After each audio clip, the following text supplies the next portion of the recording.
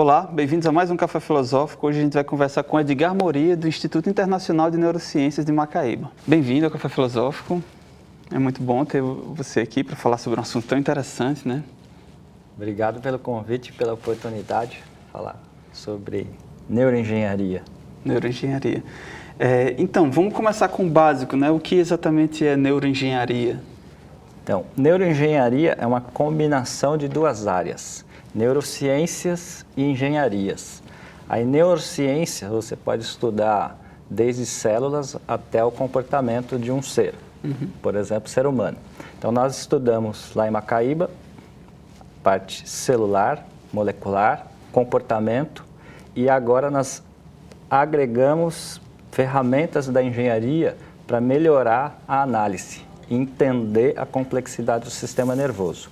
Com isso, dentro da neuroengenharia, nós podemos agora entender o funcionamento do sistema nervoso, do cérebro, e propor agora soluções para patologias, como, por exemplo, Parkinson, lesão medular e assim por diante. Então, você tem agora uma nova área, criando técnicas, dispositivos, de uma forma que 10, 20 anos atrás as pessoas consideravam que era uma ficção científica.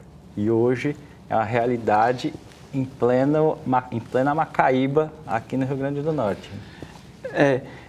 Dispositivos, por exemplo, assim, tipo, que tipo de dispositivos a gente pode pensar? Interfaces, por exemplo. Então, o que é mais comumente falado, interface homem-máquina, ou interface cérebro-máquina. Então, nós podemos colocar um eletrodo na superfície da sua pele, da sua cabeça, registrar a atividade do seu cérebro e transformar isso. Então, a gente aplica agora um processamento de sinais para extrair informação desse seu sinal cerebral. E aí você pode controlar o seu computador com o sinal do seu cérebro, por exemplo. Ou controlar, uma vez que você consegue controlar o computador, na realidade, tecnicamente, você pode controlar qualquer coisa. O acendimento de uma lâmpada, o ar-condicionado, ou, por exemplo, próteses, né? E próteses para reabilitação. Próteses para membro superior, próteses para membro inferior. Então, você pode controlar agora um dispositivo que ele pode te ajudar no seu dia a dia para melhorar a sua qualidade de vida, melhorar a sua reabilitação também. Então, como se fosse umas órteses que você poderia vestir para melhorar a sua qualidade de vida, pensando na reabilitação, por exemplo.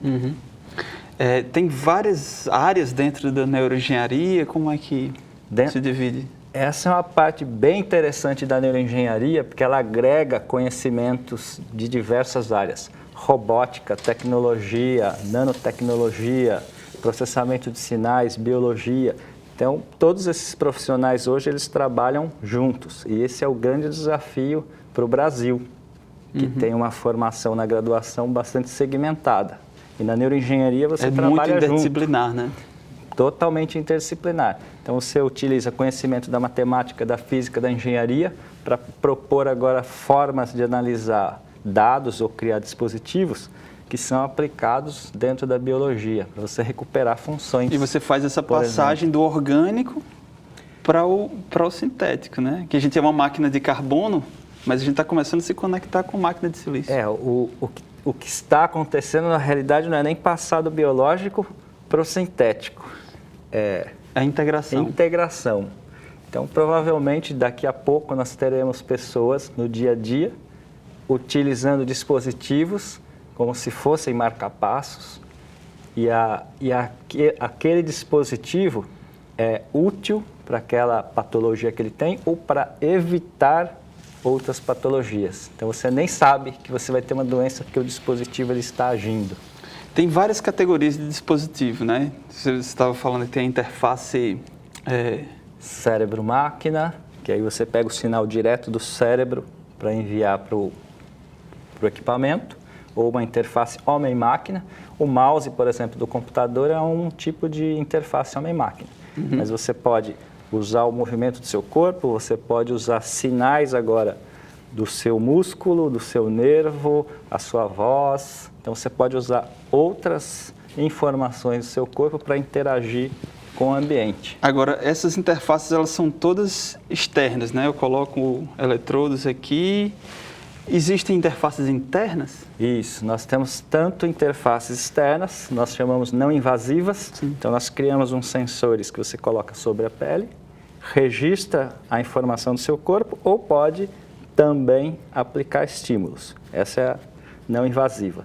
E a invasiva, que você pode implantar no seu músculo, pode implantar no cérebro ou na medula, e esses sensores e atuadores, eles captam os sinais do... Como é que isso funciona? Assim, até onde vai essas possibilidades? Ou eles captam ou eles estimulam. Então, você tem esses eletrodos que eles podem agora registrar esses biopotenciais, ou eles podem registrar agora movimentos do seu corpo, como sensores inerciais, acelerômetro, giroscópio, magnetômetro, medindo agora o ângulo, a aceleração do seu corpo e utilizar essa informação para controlar algo que você perdeu o controle naturalmente. Então, você poderia agora criar um dispositivo que controla o seu equilíbrio se você não tem mais o equilíbrio natural. Uhum. Então, você pode estimular e também pode registrar. E agora o que se tem são loops que você estimula e registra. Agora, por exemplo, acoplando processamento em tempo real. Isso tem que acontecer em tempo real. Você não vai ficar esperando que algo acontece agora. Você espera 5 segundos para que a ação aconteça. Então, agora vem o processamento em tempo real. Essa é uma parte da engenharia que precisa de muito desenvolvimento. Então, você precisa de computadores potentes, apesar que para poder dar uma resposta em tempo real. Em tempo real. Apesar que hoje o nosso celular ele é tão potente quanto mais potente que o computador que levou o homem à Lua, mesmo assim, quando você registra vários sinais biológicos, o processamento desse sinal em tempo real, ele leva um certo tempo para você extrair uma informação que seria o comando do seu cérebro para um dispositivo. Então, você quer que isso aconteça em menos de 200 milissegundos.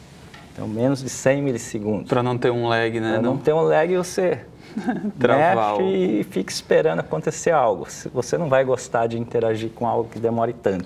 Para quem chegou agora, esse é o Café Filosófico. A gente está conversando com o Edgar Moret sobre neuroengenharia, não é isso? E, sei lá, parece bem novo, né? Isso parece bem fantástico. Então, seria interessante se você pudesse falar mais sobre até onde vai as possibilidades dessas interfaces. O que se pode fazer com isso? O que se pode fazer com a neuroengenharia? Então, na realidade, ela não tem limite hoje. Que nós estamos, na neuroengenharia, você está unindo o biológico com o sintético. Então, você pode utilizar agora, você pode recuperar funções por patologias, tanto para educação como para movimentos perdidos ou para cognição. Se eu tive uma zona do meu cérebro comprometida, eu posso fazer um implante cerebral, uma prótese cerebral? Essa é uma das áreas, por exemplo. Então, voltando no registro de sinais. Se é possível você implantar eletrodo, registrar a atividade de um cérebro, decodificar aquela informação, então você pode agora adicionar uma memória externa para armazenar informações nessa memória externa.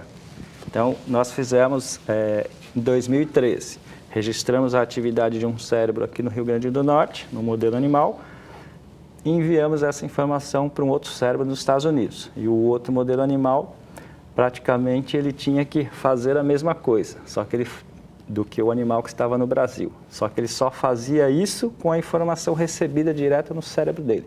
Então, é uma comunicação de um cérebro para o outro, direto. Então, um animal aqui, né, em Macaíba, mandou um sinal, um pensamento, isso. E o corpo, um outro animal nos Estados Unidos, executou a ação. Ele recebeu aquela informação direto no cérebro dele e aí ele teve que tomar a mesma decisão. Então, é como se eu estivesse fazendo algo que você não estivesse vendo, eu penso aqui, tomo a minha decisão, registro a minha informação e passo agora para o seu cérebro. E aí você sabe agora o que você tem que fazer. Então, É como se o animal dos Estados Unidos tivesse aprendido uma coisa que o animal daqui aprendeu. Isso, só que por uma comunicação direta de um cérebro para o outro.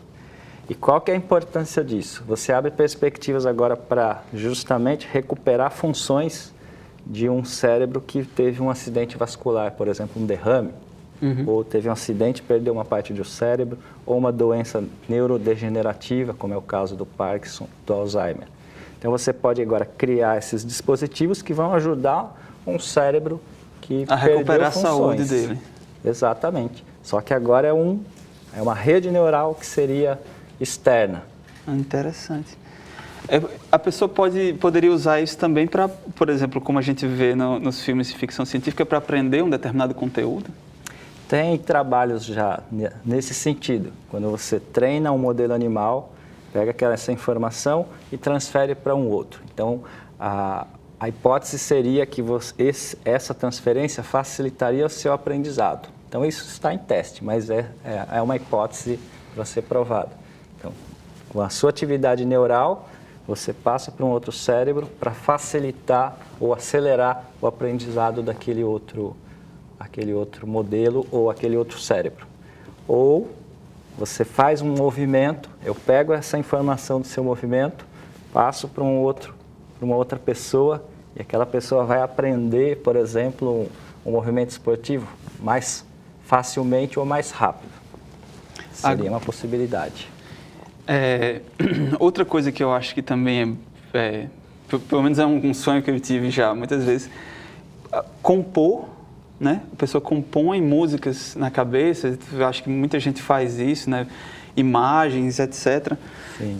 E eu vou poder transferir isso diretamente para o computador, ele já vai poder fazer o registro das composições que eu faço em mente. Por coincidência, sem uma conexão cérebro-cérebro nossa, mas estava discutindo isso com um aluno ontem. Imagina que eu coloco eletrodos no seu cérebro não, eletrodos de superfície. De superfície, sem ser um invasivo. Sem ser invasivo. É o eletrodo de eletroencefalografia, que ele fica na superfície. E agora, esses eletrodos, eles são processados em tempo real para compor música. Então, em diferentes estados, diferentes horários do dia, essa informação do seu cérebro poderia começar a compor músicas que ninguém nem imagina. Então, essa é uma possibilidade que talvez em breve aí você tenha alguma coisa lá de Macaíba. Então, aí você disse que são 16... pensando em 16 eletrodos. Nós temos uma touca com 16 eletrodos. Colocando 16 eletrodos, nós poderíamos agora extrair informações de 16 eletrodos, só que cada eletrodo nós extrairíamos outras dimensões dentro de cada eletrodo. Então ficaria agora, até para processamento computacional, isso exigiria bastante máquina, que agora você passaria de muitas dimensões, que você tem a frequência, você tem amplitude, você tem outras componentes dentro de um eletrodo só. E o interessante disso é que o cérebro ele poderia aprender por ele mesmo. Então, ao invés de você ensinar a pessoa a compor, ela poderia, em função do feedback, aprender a fazer, por exemplo, composições que ninguém nem imagina, nenhuma inteligência artificial estaria desenvolvendo agora. Isso é tudo muito empolgante, né? Agora, será que não precisaria de tempo também para a pessoa se adaptar a essa interface? Porque também pode ser que não seja como mágica, né? Talvez precise de um tempo de aprendizado. Como é que os experimentos que foram feitos, como é que isso acontece? Demora até o indivíduo que está com os eletrodos conseguir manipular? Não, para usar a interface é muito rápido. Então, se você tem um feedback com os eletrodos aí na sua cabeça, você tendo um feedback, seja visual no monitor, ou seja auditivo, observando o feedback, eu começo a controlar. Você começa a controlar. Então, por exemplo, já é usado, nós temos isso, você pode controlar o seu estado basal entre você ficar mais calmo e mais excitado. Excitado no sentido de alterar... Empolgado. Então, eu posso te pedir para relaxar, pensar em algo bastante relaxante. Pensa aí numa no mar, olhando para o mar, e aí eu posso pedir para você começar a fazer contas matemáticas. E entre esses dois extremos eu consigo agora decodificar quando seu cérebro está relaxado e quando ele está agora estressado, pensando em como resolver um problema difícil. Um problema difícil. Então eu tenho esses dois extremos. Aí eu posso utilizar essa informação para você controlar agora algo no computador que vai te dar um feedback para você ficar relaxado. Então aquela informação do seu cérebro, quando ficar vermelho, por exemplo, significa que você está muito estressado. Então eu posso, observando as cores, já usar para controlar... você mesmo controlar o seu estado, entre aspas, de relaxamento ou de nervosismo. Então é como se fosse um biofeedback. Então você pode usar isso para relaxamento, mas você pode usar isso para movimento, para compor. Se eu preciso entrar num estado de atenção diferente, eu posso... Agora, você disse que ele capta, mas ele também estimula, né? Isso. A interface ela pode estimular. Isso. Eu posso fazer... sentir coisas a partir da interface. Isso. Então você registra com o eletrodo de EEG, você está registrando a informação do seu cérebro. Aí eu posso devolver isso agora em forma de visão, no monitor, por exemplo, de um computador, ou auditivo, ou na sua pele, estimulando com vibradores ou aplicando microchoques, e aí você tem uma sensação. Posso causar uma sensação na sua pele de tato, por exemplo. Então, essa devolução de informação faz com que você aprenda a usar a interface muito rápido. E aí você pode usar isso para controlar um movimento, para você relaxar. Agora, uma pessoa, por exemplo, de olhos fechados, eu poderia estimular uma pessoa a ver uma determinada imagem a partir dessa interface. Se você colocar um eletrodo agora de estimulação, por exemplo, aqui nessa região do córtex visual, quando você estimula, aí você está estimulando uma área do córtex que está relacionada com a visão. Aí você pode enxergar flashes, por exemplo. Imagens aleatórias, porque o córtex visual está hiperestimulado, né? Imagens aleatórias ou imagens mais regulares. Por exemplo, já tem casos que tem implantes com esses eletrodos agora no cérebro, no córtex visual. Só que esse implante agora ele não registra, ele estimula. Aí o que eu faço? Eu ligo ele numa microcâmera e coloco aqui no meu óculos. Uhum. Então, eu não enxergo, essa informação visual está entrando nessa microcâmera, ela é convertida em microestimulação e estimula o meu córtex visual. Mas eu não enxergo porque eu sou cego. Mas agora, com esse dispositivo... Já é possível fazer isso hoje, em 2020? Já é possível, já tem gente usando. E a diferença é, as câmeras não têm a mesma resolução que a nossa retina. Sim. Então, ao invés de você enxergar com essa resolução que nós temos agora, você vai enxergar algo mais quadriculado, como as câmeras digitais de 20 anos atrás, 15 anos atrás. Então, você vai enxergar pixelado. Mas a pessoa ela consegue reconhecer, por exemplo, letras, números. Se você apresentar, ela é cega, mas com essa câmera ela consegue converter em microestimulação. Agora, a gente não consegue deixar de pensar num outro aspecto, né, que é, por exemplo, temos tudo isso à disposição, eventualmente as pessoas vão ter os seus respectivos Google Brains, Sim. Né, e a propaganda, né? Sim. Então, na verdade, eu posso ir dormir e acordar com vontade de comer miojo, porque... Pode. Sem dúvida. Na realidade, isso já acontece diariamente. Com a internet normalmente, né? Com a internet, na rua, na TV, aonde você vai, você está sujeito a essa estimulação. Então, isso já está acontecendo. A diferença é que com essa interface, realmente, você pode agora colocar uma informação diretamente dentro do cérebro. Colocar você pode memórias também. Por memória, você pode colocar cheiro, você pode colocar visão. Então, pode ser, então, um território perigoso, né? Ele pode ser, não, ele é um território perigoso, tanto é que é necessário que dentro da neurociência se discuta justamente a ética. Então, nos Estados Unidos, o maior congresso de neurociência, nesse congresso tem especificamente módulos só para discussão da ética na neurociência. Que uma vez que você sabe, você conhece como modular um sistema nervoso, você modula o comportamento. Então, realmente é necessário esse tipo de discussão. Para quem chegou agora, esse é o Café Filosófico, a gente está conversando com Edgar Moria, certo? Do Instituto Internacional de Neurociência de Macaíba, e a gente está falando sobre neurociência de forma geral. A gente já falou sobre interfaces cérebro-cérebro, né? Que é a transmissão de dados de um cérebro para outro a longa distância. A gente já viu as interfaces cérebro-máquina, cérebro-máquina, que é o dado controlando a máquina. O que mais a gente tem dentro da neuroengenharia? Por exemplo, você mencionou uma coisa que era dispositivos de saúde para o controle e prevenção de... Como é que isso vai? Que dispositivos? Um outro exemplo que nós temos é o que a gente chama de neuromodulação. Então, nós utilizamos esses eletrodos agora, que são implantáveis na medula. Então, de um modelo animal com Parkinson, a gente implanta esse eletrodo dentro da medula. Então, você já deve ter visto alguém com Parkinson, ele tem dificuldade para iniciar um movimento. Então, se eu tenho Parkinson, estou sentado aqui e você pede para eu levantar, eu tenho muita dificuldade para iniciar o movimento. Então, eu fico parado praticamente o dia todo.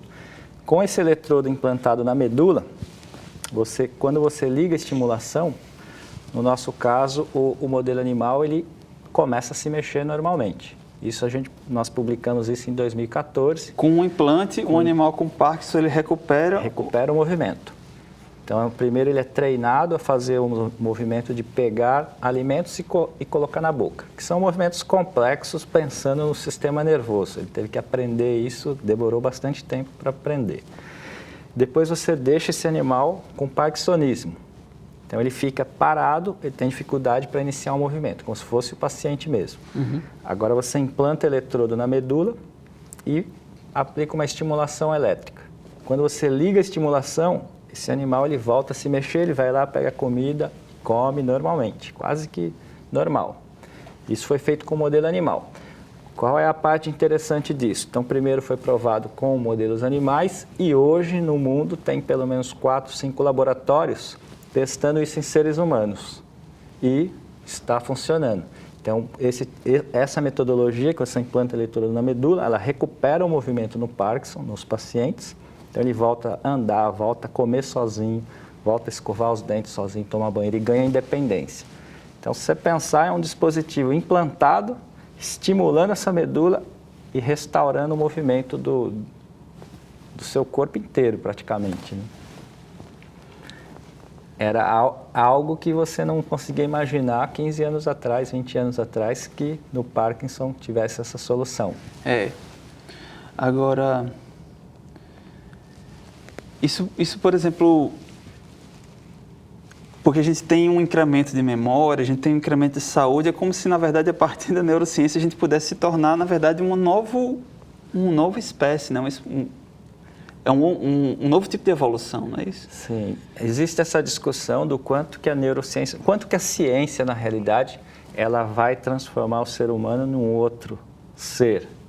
Um super-humano, né? Um super-humano, que ele vai viver muito mais, ele pode agora não ficar doente, porque se, por exemplo, eu faço seu perfil genético, eu posso agora, em função de um banco de dados de milhares de pessoas no mundo, eu posso agora ver qual é a possibilidade de você ter uma determinada doença. E na mínima evidência disso, eu já recebo um alarme, né? E hoje você já tem técnica para fazer edição de gene. Então, daqui a pouco nós teremos pessoas que vão viver 150 anos. Isso é daqui a pouco já, não é daqui a pouco pensando em 100 anos, não. E a grande vantagem... E a influência que isso pode ter para o pensamento também, porque pelo que você falou, eu posso até eu mesmo controlar os hormônios que eu tô, as emoções que eu vou sentir hormonalmente, né? E eu posso ter uma memória absurda, isso pode melhorar, na verdade, não sei se melhorar, mas modificar completamente a forma que eu penso e vejo o mundo, né? Essa evolução tecnológica que possibilita viver mais, ela vai provocar tudo isso. Então, nós temos que repensar, por exemplo, os relacionamentos sociais. Se você vai viver 150 anos, como serão os casamentos? Provavelmente isso muda. Quais são as doenças que vão começar a aparecer? Que elas não estão sendo agora estudadas e previstas. Então, doenças neurodegenerativas, nós sabemos que elas acontecem quanto mais tempo você vive, maior a chance de você ter Alzheimer, Parkinson. Isso é fato.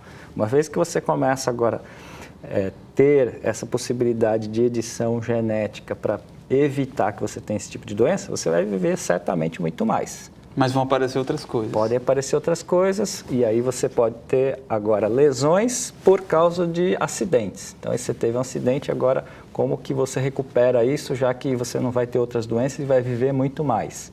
Então, essa forma de interface possibilita agora essa outra forma de reabilitação. É como se fosse uma reabilitação do futuro, só que ela já é presente. Você cria agora dispositivos que te ajudam a viver melhor, tendo uma doença ou não. Então, esse é o tipo de pesquisa que está começando a ganhar corpo no Brasil. Surpreendente. Nosso tempo acabou, foi muito interessante, na verdade precisaríamos de muito mais tempo para poder falar sobre isso de uma forma mais completa, mas muito obrigado pela sua presença. Eu que agradeço a oportunidade de falar um pouco de neuroengenharia aqui. Esse foi o Café Filosófico, a gente falou com Edgar Moria sobre neuroengenharia, né? E quem quiser saber mais sobre o Café Filosófico, a gente tem uma página no Facebook, Café Filosófico UFRN, a gente tem um canal no YouTube, Café Filosófico TVU, e é isso. Até a próxima.